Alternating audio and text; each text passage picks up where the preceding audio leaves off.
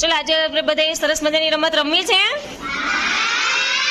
ચલો તો આજે આપણે એક સરસ મજાની રમત રમીએ છીએ. આ રમતનું નામ છે આચા કાનાજી. શું છે?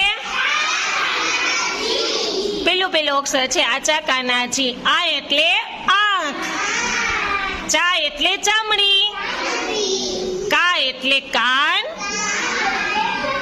ના એટલે નાક અને જી એટલે જીભ. ચલો જે વસ્તુ બોલું ને એ તમારે મને કહેવાનું છે કે શેનાથી થાય. આંખથી થાય, નાક, કાન, જીભ કે ચામડી. સમજાઈ ગયું?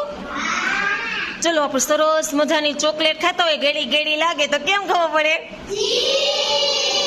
જીભથી ખબર પડે. પછી આપણે ટીવીમાં છોટા ભીમ જોતા હોઈએ તો હા, પછી કોઈ તમને બોલાવે છે કાન દ્વારા ખબર પડે. પછી બરફ આપણે ઓડીએ તો કેમ ખબર પડે? ચામડી. Very good. પછી કઈક ગુલાબની મસ્ત મસ્ત સુગંધ આવતી હોય નાકથી. પછી આપણે આકાશમાં પતંગ ઉડે છે તો કેમ ખબર પડે કે? આંખથી. Very good. પછી આપણે કડવી કડવી દવા પીએ જીભથી ખબર પડે. પછી કઈક મોરનો અવાજ આવતો ટીહુ ટીહુ, કાનથી ખબર પડી જાય કે આ મોરનો અવાજ આવે છે. પછી આપણે એક ભેંસ હાલી જાય છે તો આપણે કેમ ખબર પડે કે ભેંસ જાય? આંખથી. Very good. પછી એક સરસ મજાની દાળ કે અડદિયાની સુગંધ આવતી હોય નાક, તો આપણે ખબર પડી જાય ને કે વાવ કોક અડદિયા બનાવે છે, ખાવાનું મન થઈ જાય ને. પછી કઈક ગરમ ગરમ પાણી છે, ઓ માં તો ગરમ ગરમ પાણી છે બા, ચામડીથી ખબર પડી જાય. Very good. પછી આપણે સરસ બિસ્કિટ ખાતા હોય, ગળા ગળા લાગે છે તો શેનાથી ખબર પડશે? જીભથી. પછી આપણે એમ કહીએ કે કોઈ બેલ રિસેસ પડે તો બેલ વાગે તો આપણે કેમ ખબર? કાનથી ખબર પડી જાય. પછી આપણે મોબાઈલમાં શું કરતા હોઈએ?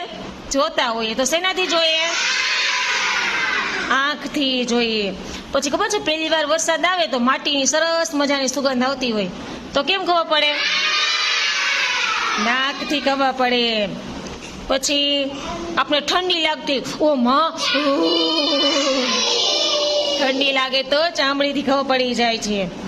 પછી આપણે કારેલું ખાતા હોય, કડવું કડવું લાગે, જીભથી ખબર પડી જાય. પછી કોઈ બાળક રડતું હોય, વેરી ગુડ. બધા મજા આવી ગઈ રમવાની? તો સરસ મજાની તાલી પાડી હવે. એક વાર ઊભા થઈને ડાન્સ કરી દો. મજા આવી ગઈ તો ઓકે, વેરી ગુડ.